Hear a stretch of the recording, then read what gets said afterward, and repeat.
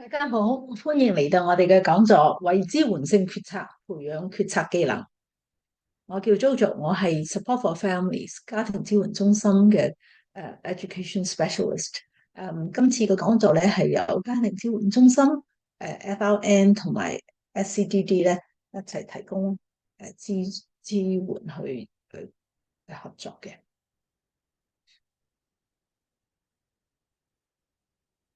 支援決策。決策自由咧係個人自主同埋自我決定嘅最基礎嘅一個元素嚟嘅。即使咧我哋決定話有啲決定咧可能會產生一啲唔係好好嘅後果，咁我哋都會接受呢樣嘢嘅。唔係每個人都想成為一個獨立嘅決策者嘅，有時咧我哋都想依賴人哋嘅意見咧去做一啲決策嘅。但係咧對身心障礙人士想成為一個獨立自主嘅決策者咧，個難度可能比一般同齡嘅人更大。可能因為佢哋從未接受過呢類型嘅培訓啦，或者佢哋冇呢個經驗噶。點解佢哋冇接受到呢啲培訓咧？可能因為好多人認為，佢有智力障礙，佢有發展障礙，佢可能做唔到一個正確嘅選擇，所以一路以嚟都俾人忽視咗啦。另外一樣嘢，我哋要接受嘅就係每個人都會犯錯，唔係每次我哋都可以做出一個正確嘅決定。所以頭先我哋有講啦，我哋要接受我哋犯錯，同埋個決定未必係最正確嘅。喺開始嗰時咧，我都想講呢個基本嘅一個觀點嘅，就係假定能力 （presuming competence）。咁呢個同身心障礙嘅一啲歧視啊，同埋對佢哋有好低期望都有關係嘅。我哋咧就會成年人咧，經常都會替身心障礙嘅兒童啊、青年啊或者成年人咧去做決定啦。可能咧呢咁樣做咧，會令到佢哋覺得，我係唔識做決定啊，我都係俾翻爸爸媽媽做啦。咁逐漸咧，佢哋會更加會依賴成年人幫。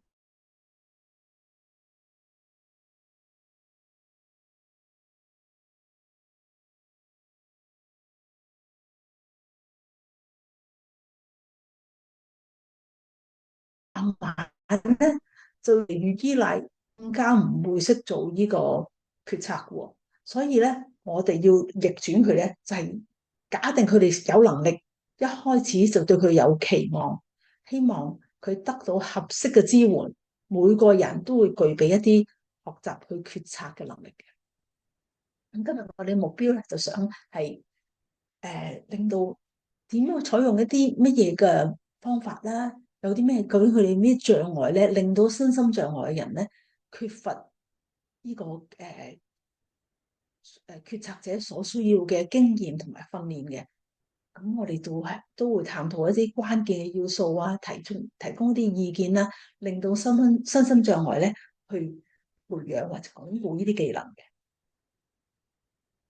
咁都希望佢哋咧擁有熟悉呢種有效決策者嘅技能啦，同埋仲同時咧喺學校啦，個 IEP 嗰個準備啊，同埋喺區域中心 IEP 嘅準備之中咧，去加入呢啲培訓喺裏邊，令到佢哋成為一個決策者。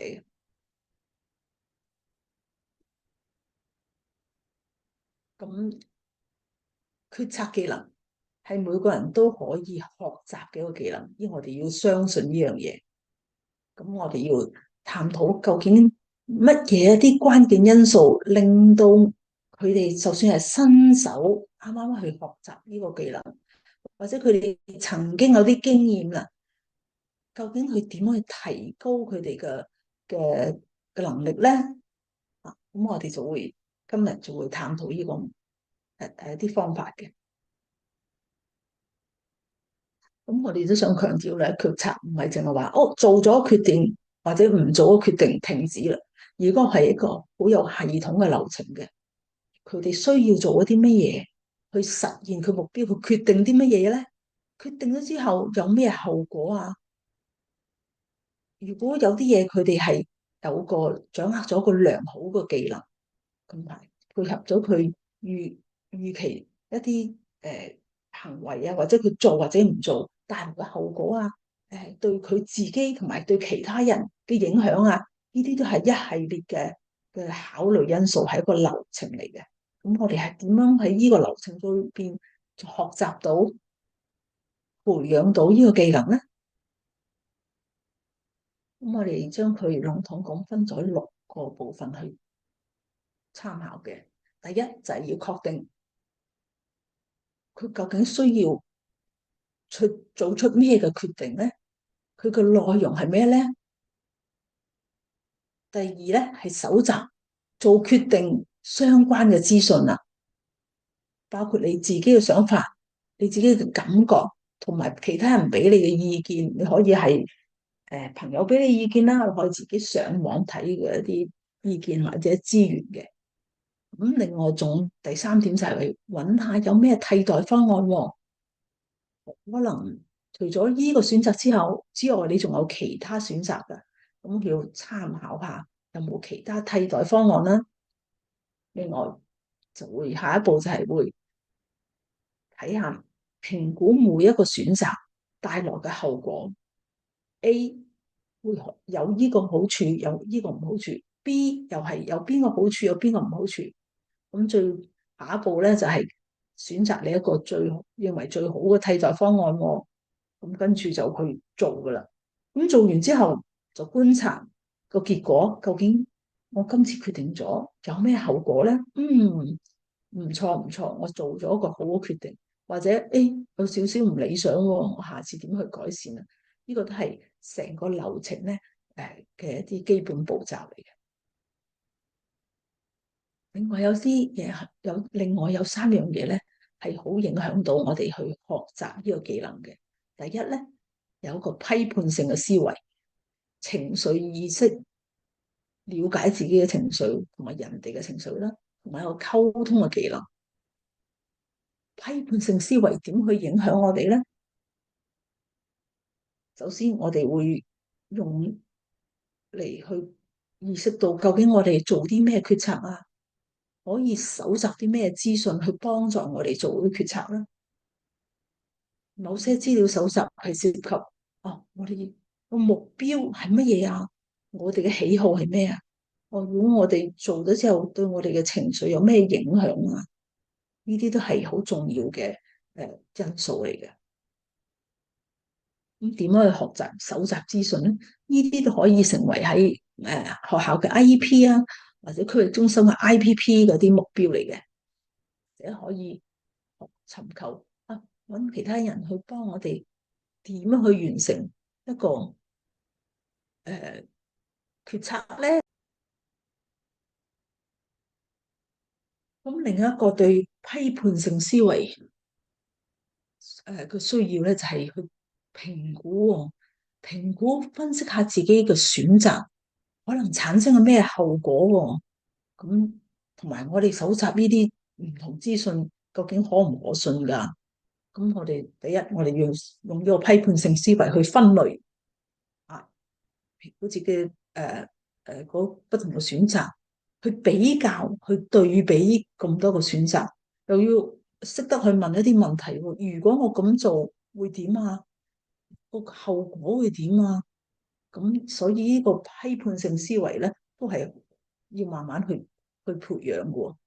咁呢樣係令到我哋咧深入理解咗個後果，同埋要唔要相信呢啲資料來源係咪準確噶？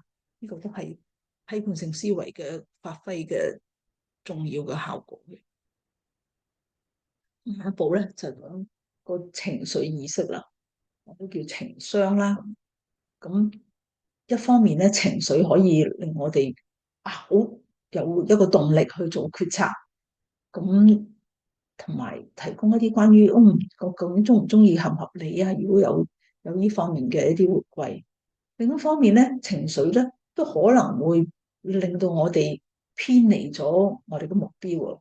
譬如我哋冇咗自信啦，唔係好知道究竟我應唔應該選擇呢個 A 或者 B 或者 C 咧？我如果選擇佢，邊個會唔開心噶？我媽媽可能想我選擇 B 喎，但係其實我咧我選佢 A 嘅。有時咧係為咗討好人哋啊，或者有啲叫做同伴壓力啊 （peer pressure） 啊個情況下咧，令到你嘅情緒係影響咗你嘅決策嘅。所以呢樣嘢我哋都要學習點樣去係平衡呢個情緒，令到我哋誒做一個精明嘅一個選擇，唔好俾佢影響到。咁第三樣嘢就係講溝通，溝通點解咁重要咧？我哋溝通係可以得到幫助啦。我哋唔明白嗰陣時，我哋會用溝通去尋求去人哋嘅幫助。我想知道呢樣嘢更多，我唔明白啲咩喎。咁所以溝通技巧咧係好好重要嘅一個目標，我哋要去得到嘅。咁學習決策嘅技能，究竟幾時開始啊？我哋會話任何人可以喺任何時候都可以去學習呢個決策技能嘅。咁我哋會希望可以適當咁製造一啲機會啦，幫佢哋提高咗自信心啦，同埋一個自主能力喺日常環境之中啦。咁可以融入家庭生活或者喺學校嗰個IEP 裏邊啦。咁仲要去配合一啲究竟佢係初學者啊，抑或係一啲已經有經驗嘅決策者咧？唔同嘅唔同能力嘅人喺唔同經驗嘅人，我哋會切合咁設計一啲機會俾佢哋喺日常生活中可以去學習呢個決策技能。對於新手決策者，佢可能對自己好多嘢都冇把握，有時我都會，哎呀，我唔知咁樣決定會唔會做錯啊？咁我哋用啲咩方法去幫佢哋做決定咧？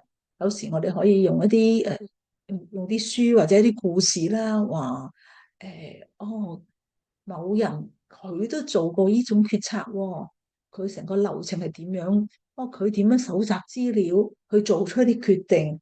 後果去點？佢哋有咩情緒？都可以用藉住一啲書籍同埋故事咧，將呢樣嘢講出嚟，令到佢哋可以去做參考啦。或者佢可以提供一啲例子啊，包括邀請其他人分享佢嗰個決策流程。有時會做錯嘅喎，如果做錯可以點做啊？可以用呢啲方法去同一啲新手決策者去分析啊。另外，我哋都會建議咧，做一啲低風險或者冇風險嘅啲決定。譬如話咩係冇風險啊？譬如你話去邊度食嘢，俾佢做決定，個風險都唔係好大，至多咪係揀咗間唔係幾好食嘅嘢，咁一餐就有個後果可以去檢討下啦。咁係短期啲嘅決策啦，令佢哋直接知道，你揀咗呢樣嘢啊，嗰個好容易就會睇到佢一啲負面或者正面嘅後果啦，令佢哋嗱，你咁樣揀之後發生咁樣喎，你覺得點啊？咁一啲後果佢哋可以承擔嘅。咁另外一個方法就係俾佢哋選擇2至3個項目，譬如頭先講過去食嘢啦，你可以話我哋今日可以附近有3家可以選擇喎，你可以選擇中國菜，呢個意大利菜或者係西餐啊 pasta 咁樣，咁可以有2、3個選擇，等佢哋自己做決定，就唔好左右佢哋，俾佢哋放手，俾佢做一啲咁低風險嘅抉擇，係一個好好嘅開始嚟。咁或者提供一啲切實嘅替代方案啦。咁佢哋有時淨係可以話你做或者唔做，咁點樣去喺認為重要同埋可取嘅標準之後去進行啲選擇咧？呢啲都係一個好好嘅訓練嚟嘅。咁或者喺個流程之中咧，如果比較複雜啲咧，可以提供一啲 scaffolding，我哋叫做支援佢啦。可以話嗱，你唔使咁諗咁耐嘅，你可以首先決定咗第一樣嘢，然後你先決定第二樣嘢，然後先決定第三樣嘢，就令到佢哋會容易去喺一連串嘅流程之中去做決定啦。另外最重要就係要預留適當嘅空間啦，因為喺呢個解釋協助嘅過程之中咧，通常都會需要長少少嘅時間。用呢個方法佢哋未必明白，再用其他方法分析拆件，令到佢哋可以更加容易去做一啲決策嘅。咁時間係一個好基本嘅一個需要。咁漸漸，佢哋經驗多咗啦，就令到佢哋更容易去做下一個選擇。就算嗰啲經驗係負面都好，都係令到佢哋記得，我上次做咗咁嘅選擇，今次我唔會再做同一個錯誤啦。咁所以經驗係好重要嘅。咁有時喺決策過程之中，佢哋有失望啊，或者好開心啊，不同嘅情緒咧，我哋都可以提供嘅情緒支援，就理解佢哋啦。唔係喎，我都知啦，今次做咗個決定啊，有啲失望啊，得唔到你期望嘅效果。肯定佢哋嘅情緒啦，令佢哋可以建立信心啊。唔緊要，下次再嚟過。咁呢啲係幾重要下嘅，對新手決策者。咁下一步我哋就講對有經驗嘅決策者又可以點樣去協助佢哋咧？咁我哋都會話，我哋有經驗啊，可以做啲高層次、重要同埋複雜啲嘅決策喎。咁即係風險高啲啦，或者成個決定影響係比較長遠啲嘅。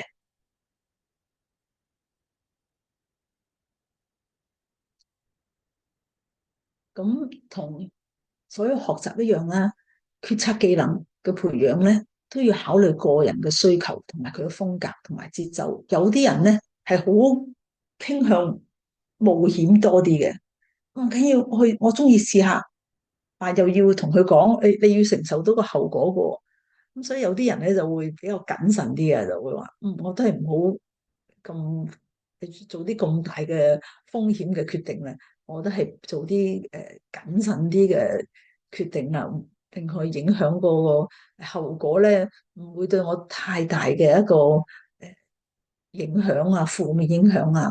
咁所以咧，好多佢哋嘅選擇，佢哋嘅喜好咧，我哋作為支援者咧，應該去配合佢嘅。咁同佢決定啊，要尊重佢哋決定。點樣去合適咁去配合佢，同埋去提醒佢啦。喂，你而家做呢個決定，風險幾大下嘅，你個承受個後果係咁，你會唔會做到噶？可以咁樣去提醒佢哋，但都要尊重佢哋嗰個人嗰個喜好同埋佢嗰個風險可以承受幾多。咁有時咧，有啲。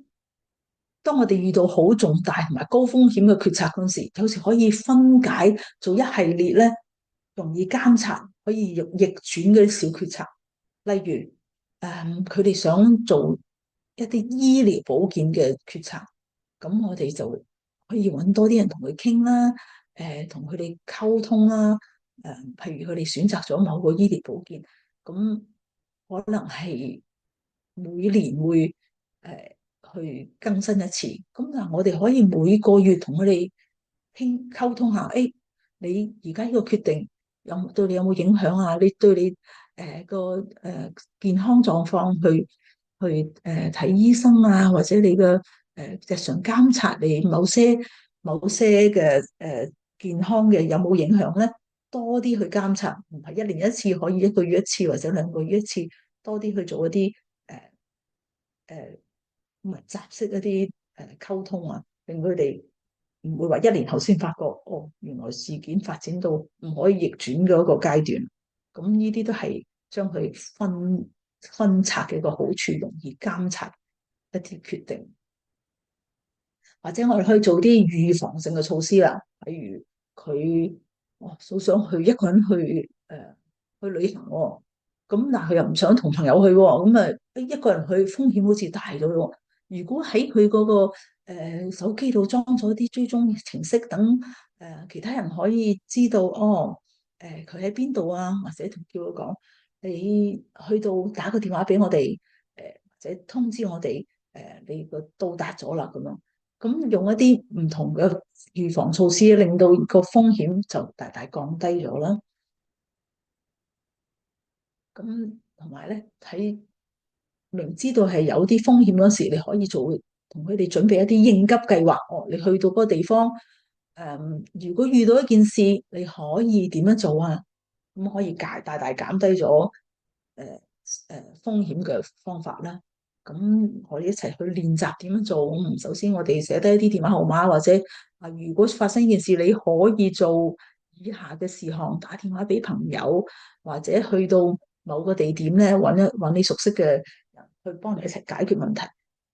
呢啲都係一啲風險管理嘅一啲措施嚟嘅。咁下階段我就想講點樣繼續去培養啲決策能力咧。我哋而家一齊做緊個培養緊喎。第一就係去令到佢哋繼續好努力咁思考，究竟每一個決策產生啲咩後果？如果佢冇效嗰陣時，應該點樣做？呢樣嘢每一次做決策都會可以得到一啲經驗，令到佢努力去諗下下一次我哋點樣避免有啲負面嘅情況發生咧。另外就係去了解下邊啲資料來源係可信嘅，咁作為一個好嘅參考啦。第三就係學習去究竟去邊樣決策係緊迫嘅，邊樣風險係高嘅，邊樣係低嘅，去評估係呢兩樣嘢咯。有時我哋需要學習，好似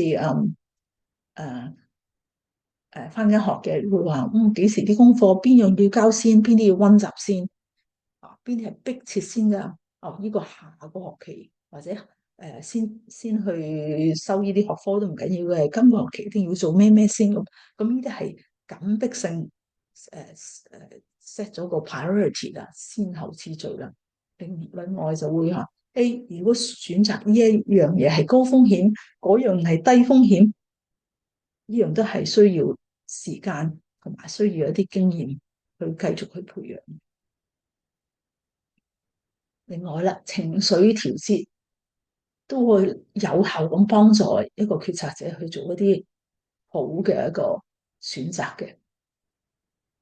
佢可以講出你對呢個決策之後一個情緒反應點啦。其實我好唔開心㗎，我要咗咁短時間做一個咁嘅決定，我其實下次我需要更多嘅時間啦。咁或者去學習有啲咩技能咧？令到佢減少咗做決策嗰時帶來一啲壓力啦。可能係我如果揾埋呢個朋友同我一齊傾咧，我可能會減少咗啲壓力嘅。咁另外就係諗緊佢決策對個人嘅情緒嘅影響啊，就同埋影響點樣其他人嘅影響啊，都係一個學習嘅一個方法嚟。練習傾聽呢個係溝通一個重要一個環節嚟嘅，因為你聽人哋講，可以令到你有一個全新嘅觀點啦，一個思路啦，從而咧去改善佢你嘅決策。另外咧，又會需要練習下點樣向人哋傳達你自己嘅決策。我決定咗啦，我想咁樣做。就唔會話點樣講咧？講得太細聲，人哋可能聽唔到嘅喎。或者我講得太少，人哋又會唔明白喎。練習點樣可以好自信咁傳達你嘅抉擇，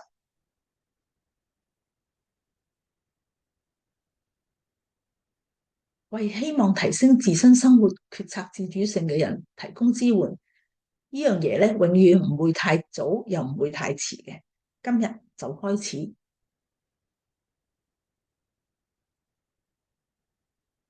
Ed Roberts 愛德華羅柏茨咧，係身心障礙人權利宣導者兼獨立生活嘅創始人嚟嘅。佢就話：獨立生活唔係獨自做完所有事情，而係掌握事情如何完成。咁呢個係佢咁多年嘅經驗，俾我哋一個好好嘅一個提示。唔係話所有嘢都要自己做完嘅，係你可以控制到啊。我唔係一定可以自己完成所有嘢，但如果我可以問到人，可以有人支援喺我掌控之下咧，我可以完成咧，已經係一件好好嘅事。咁咧，頭先提到咧喺 IEP 咧，可以去將一啲決策技能咧嘅培養擺喺裏邊喎。呢個咧係一版咧係一啲建議嚟嘅。我哋可以點樣同學校溝通，去將一啲技能培訓咧擺入去裏邊喎。第一咧，佢就講話我哋可以理解有效解決問題嘅步驟。咁喺今個 IEP 結束之前咧，我希望呢個學生咧能夠揾到問題，諗到解決方法，評估每一個選項，同埋佢考慮嗰個成出個結果會點喎？咁個準確性咧，希望可以達到某一個程度嘅。咁呢個都係 IEP 一個做決策嘅一個目標嚟嘅。我哋每個 IEP 都會有一系列嘅IEP goals 啊，即係 IEP 啲目標啦。咁呢個其中之一個啦。咁另外一個例子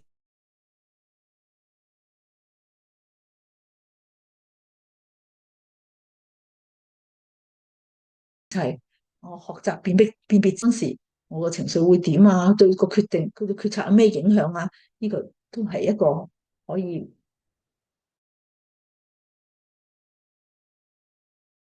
培訓嘅一個目標嚟嘅。咁你大家可以睇下，或者同學校商量點樣將呢類型嘅目標擺喺自己嘅 IEP 裏邊。嗱，對於學術嗰一個決策嘅建議咧，呢度有一個好詳細嘅一個示範喎。咁個學習標準咧，就喺左手邊度睇到喎。點樣去運用決策嗰啲技能，用一個好負責任嘅方法去應對日常學習嘅學業同埋一個社交情景咁。咁喺呢個情況下，由小學低年級到高中高年級，我哋對個要求咧都可以有一系列嘅一個提升嘅。譬如小學低年級嗰時3B1A，左手邊第二行，第二個欄第一個就係確定學生在學校做出一系列嘅決策，可以列出嗰啲決策啦。另外就係同同學互動時做出積極嘅選擇，呢個都係一個好具體嘅一個示範，話你可以點樣去定一個 IEP goals 喺你喺個 IEP 裏邊，係讓學生咧係培養佢嘅決策嘅能力。咁佢逐漸咧可以睇翻高年級、高中高年級啊，最右手邊佢哋個決策點樣可以提升咧？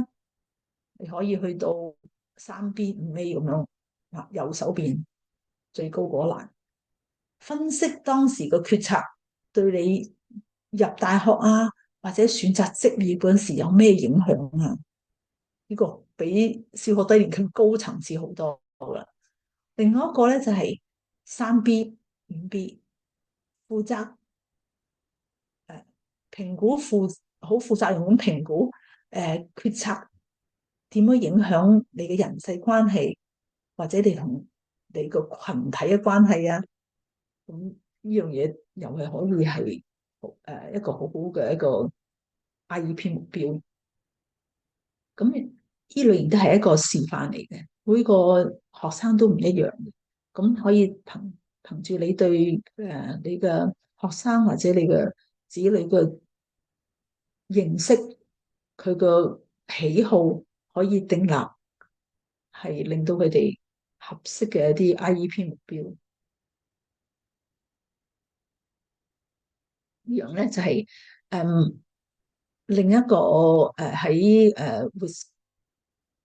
喺康涅狄格啊 Connecticut 嗰個州咧，其中佢一個示範出嚟嘅就係話哦，你可以點樣用一啲句子去定一啲目標喎。第一個就係即係俾大家參考嘅，我乜乜名將透過我嘅支援人員啦，可能你嘅老師或者你嘅同學咧，合作制定個人嘅目標，去參加嘅 IEP 團隊會議。呢個都係一個好好嘅目標嚟。第二就係藉住我個案管理人員嘅支援咧，我將檢閱我完成嘅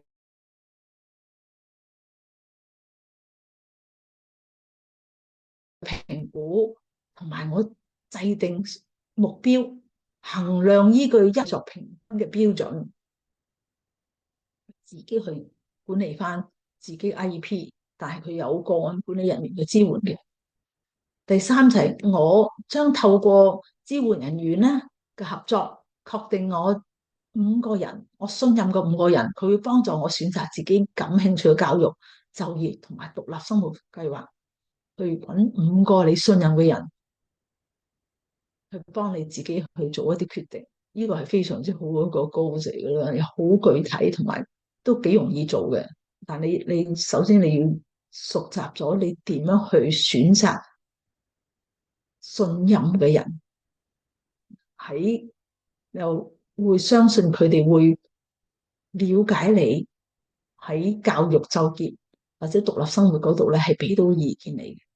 咁呢度係一系列嘅一啲例子嚟嘅，咁大家可以去做參考，而去作出一啲修改，去配合翻你哋孩子嘅。好啦，今次嘅講座完咗啦，多謝大家參加，希望對你哋有更進一步了解到點樣培養孩子嘅決策能力。